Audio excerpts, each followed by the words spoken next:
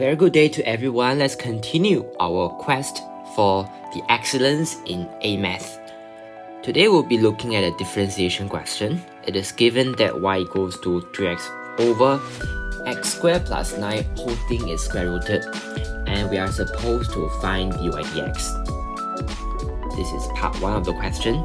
Right, important to find out that there are multiple parts of the question and we need to address every single one of them. Exam skill. Now explain whether y is an increasing or decreasing function. So that is the second part of the requirement of the question. First part. Now we talk about how we are gonna approach the question. Seeing this form of algebraic fraction, what comes to your mind? Okay, so is it product rule or quotient rule or chain rule? So in this case, quotient rule. Quotient rule, something to take note is that it's advised to write as such instead of x squared plus 9 as denominator straight away. And this is because we may forget that it's actually a square root initially. The second thing, the middle sign is a minus sign. We'll come to that later on as we do the process. Second part, explain whether y is an increasing or decreasing function. This part is relatively simpler. If you look at our dy dx, if it's greater than 0, it should be an increasing function. If it is smaller than 0, then it should be a decreasing function. Alright, let's get started.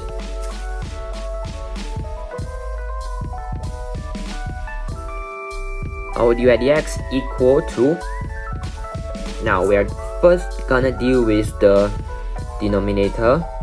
We have square root of x squared plus 9. We square it and we are gonna copy down x squared plus 9. It will rewrite as half times 3. And here the sign is minus for us to take note of. Minus what? Minus, we differentiate this now. Okay, we're gonna differentiate this. So it's half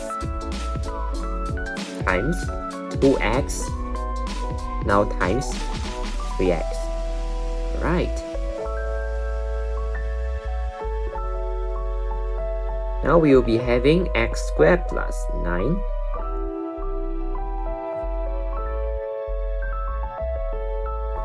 x squared plus 9 minus something. But as we do here, there's something wrong.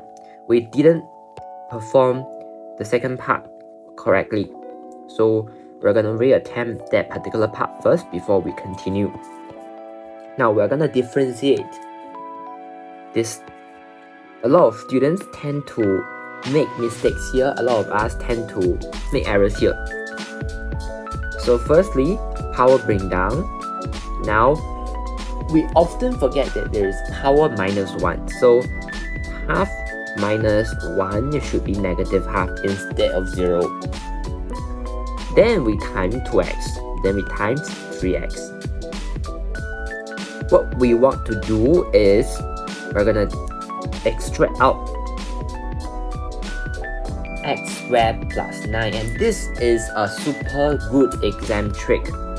We are gonna extract out the term of negative in the power of negative half. Right, this seems complicated, but it actually has a lot of usage. Why? Firstly, we are gonna look at this term. The purpose of us removing a negative half from it is to get half minus negative half is 1. Alright, and so the calculation becomes much simpler. And for this term, once we extract out negative half from this, it becomes 0, and therefore simplifying the calculation. So I advise us to try this in our other questions as well. Therefore, this will become 3x squared plus 27, and this will become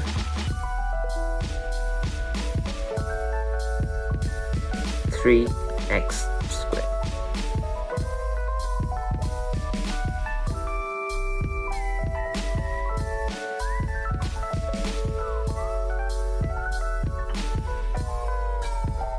Alright, is there any error? I don't think so for now. Therefore, we're gonna remove this term throughout. Why? Because there is something similar here. We're gonna perform the law of indices. We have 1 minus negative half, and therefore they will get 2 over 3. Let's do it. X squared plus 9 in the form of this. Now the top is 27, so we're done with dy dx. Is it an increasing or a decreasing function? We can tell from the denominator. X squared, no matter what, is positive or 0. When it plus 9, it confirms is greater or equal to 9. Right, can you follow up? And therefore, the square root of it will be positive, and the square of it will be positive. Since x squared plus 9 is greater or equal to 9, is greater or equal to 0, or greater than 0, and therefore x squared plus 9 to the power of 3 over 2 will be greater than 0. Therefore, 27 divided by x squared plus 9 will be greater than 0, and therefore y is actually increasing function.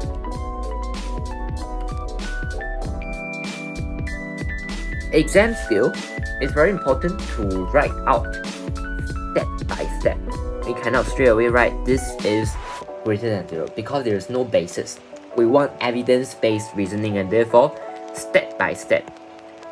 For AMAT's presentation, we are trying to make the logic sound. At least we ourselves can be convinced. So sometimes when we think of something, we better write it down, because our thinking process reflects our understanding, and our understanding is perhaps the marking points that are looked for by the teachers. Right, we're moving on to part 2. Given that x and y varies with time, we have to find the values of x for which 125 dy dt minus 27 dx dt equal to 0. Wow, what a hard question. So this type of question is rarely seen right at this time when we have just learned differentiation. So how to solve this type of question? Firstly, let's analyze what type of question it could be. X and y vary with time. So if we have learned the rate of change, we will know that there is dx dt, there is dy dt. And since it's the continuation of the previous part of the question, we have dy dx. So this is a rate of change question. And how do we usually solve for the rate of change question? Okay, so we actually form an equation, right? Between these three, among these three. How? In this case, we can see that dy dx, the dx can be cancelled. Therefore, we will get such an equation, which means that dy dx will equal to dy dt divided by dx dt.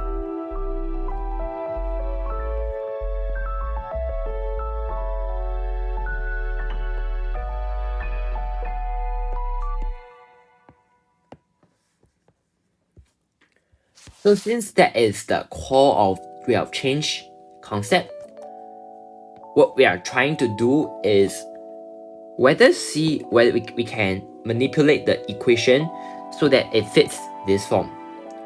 Right, I think that is the core of understanding of mathematics. We're trying to manipulate the unknown into the things that we already know. Firstly, move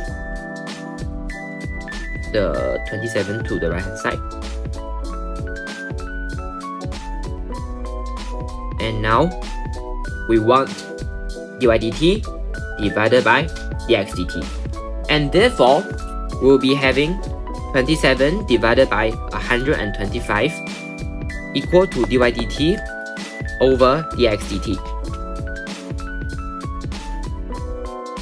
And this will give us dy dx. 27 divided by 125. Now we already have the value of dy dx, which is 27 equals to x squared plus 9 3 over 2. And we know that this equals to 27 125. So, comparing the denominator, we are able to have x squared plus 9 3 over 2 equals to 125.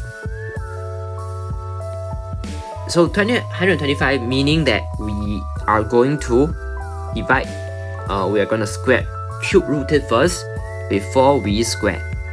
And that will mean we have a 25 here.